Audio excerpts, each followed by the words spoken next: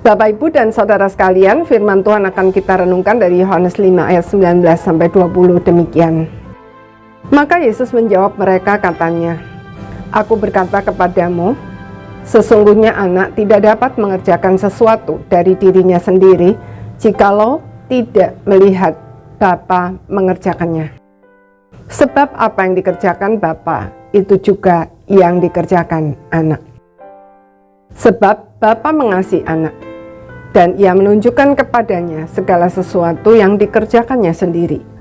Bahkan ia akan menunjukkan kepadanya pekerjaan-pekerjaan yang lebih besar lagi daripada pekerjaan-pekerjaan itu, sehingga kamu menjadi heran."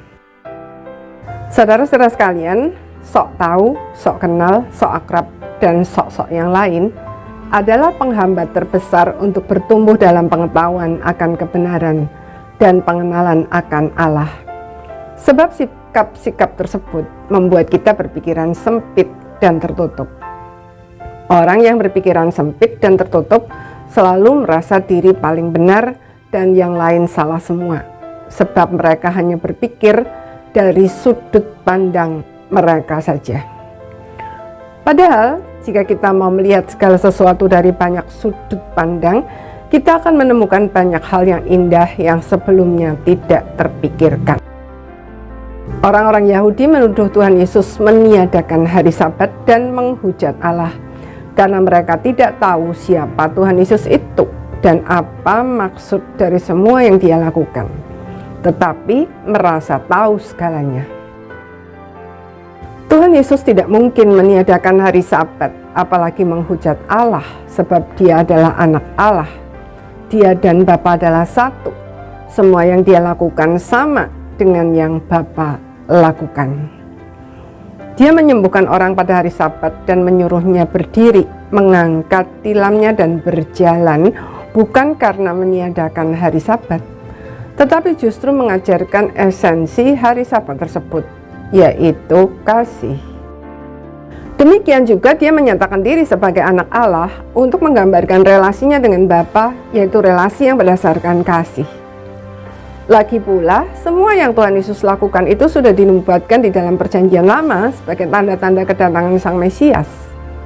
Orang Yahudi seharusnya sudah tahu semua itu. Namun, karena mereka berpikiran sempit dan tertutup, maka mereka tidak mampu melihat melampaui apa yang mereka pikir mereka sudah tahu itu. Akibatnya, kekayaan firman Tuhan yang sebenarnya sudah mereka miliki itu mereka buang begitu saja. Berseberangan dengan itu, ada orang-orang yang berpikiran sangat luas, semua diterima sebagai kebenaran. Akhirnya menjadi tidak jelas siapa yang mereka sembah. Jadi, apa yang harus kita lakukan agar kita tidak terjebak kepada dua ekstrem tersebut? Mari kita mencari Tuhan dengan sungguh-sungguh dan belajar firman-Nya dengan tekun, dengan sikap sebagai seorang murid yang sedang mencari kebenaran.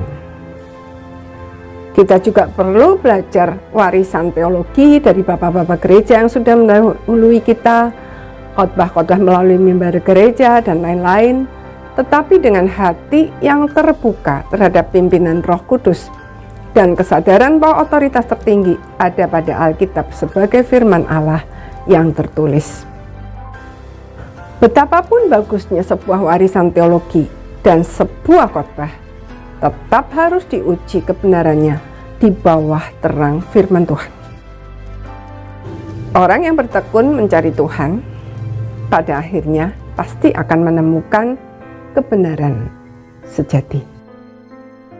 Tuhan Yesus berkata, "Mintalah, maka akan diberikan kepadamu. Carilah, maka kamu akan mendapat. Ketoklah, maka pintu akan dibukakan bagimu. Karena setiap orang yang meminta menerima, dan setiap orang yang mencari mendapat, dan setiap orang yang mengetok, baginya pintu dibukakan." Amin.